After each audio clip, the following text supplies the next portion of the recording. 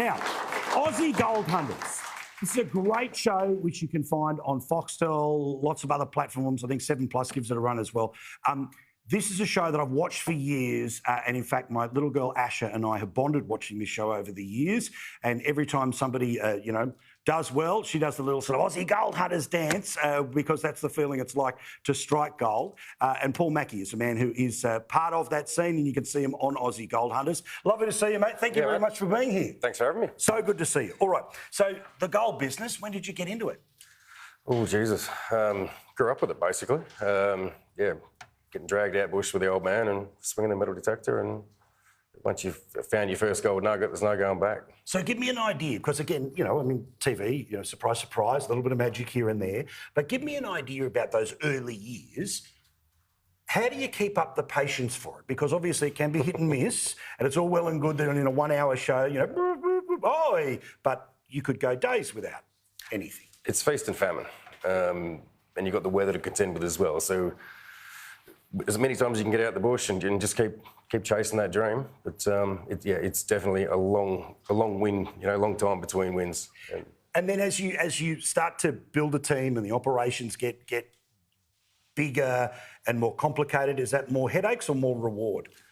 It's both. The monetary factor is a huge headache, especially the price of diesel when you're running your own equipment. Everything comes out of your back pocket, and you've got to find that gold to put it back in and to keep that dream alive.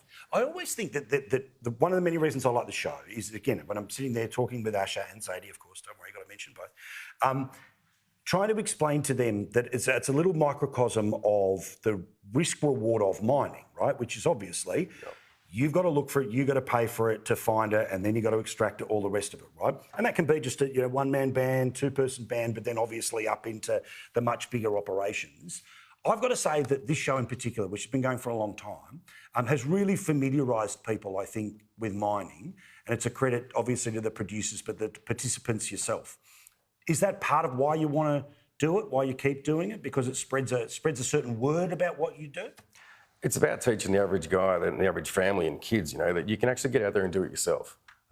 It's not just big mining companies that have the joy in finding gold and claiming it. Anyone can do it. So, and I love the fact that I can teach them how to process it, how to find it. It's not just metal detectors. There's a whole range of different things that you can do to find gold, and that's what I personally love the most. So, in terms of the things. Are you also somebody who occasionally can get, a little bit sort of mad scientist about new ways of trying to do things?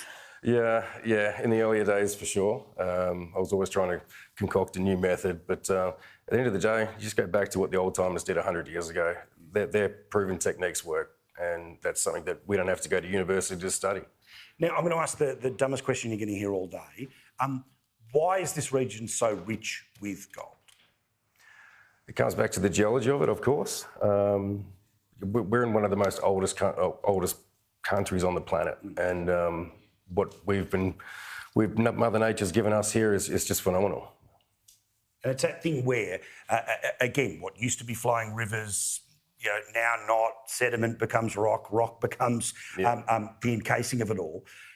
Are you internationally known? Do you get some strange fan mail from someone in Finland or something saying, I love when you go looking for gold? I do. I've got a lot of... Someone sent you a photo, haven't they? I've got a lot of photos, but I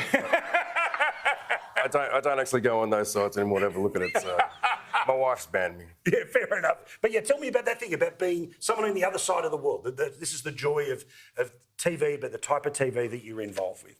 Yeah. It's huge in Eastern Europe. It's over 120 different countries around the world. So, biggest thing for me is walking into Bunnings. You just get stared at everywhere. It doesn't matter what Bunnings you're in. Yeah. People will always stare at you like, I know that guy from somewhere. But here, when I'm in Kalgoorlie, I just fly under the radar, which is great. So, it's a nice feeling, isn't it? Yeah. So, give me an idea about where you'd like the operation to be 5 years from now. Well, now I've actually got my whole family's been in and out of the business as well, so I've got the kids working with me now and the wife. So I just want to keep doing that. Yeah. How do you avoid blow-ups? Because I know that, again, on TV, things can sometimes be a bit more dramatic. Surprise, surprise. But how do you avoid the blow-ups? Because there is, as a business, there is all the stress, let alone 50-degree days. Oh, the frustration is hectic. You'll have equipment breakdown. You've got, as I said, all the costs associated with it as well. And people do get on your bloody nerves. And you've got the flies and you've got the heat and the whole experience. But at the end of the day, when you're holding that gold bar that you've poured and you found that gold yourself, you've processed it, you've released it from Mother Nature, and you're holding it there and it's worth a small fortune, all that drama just goes out the window. Yeah, that feeling, that euphoria that, again, it comes through on the TV screen.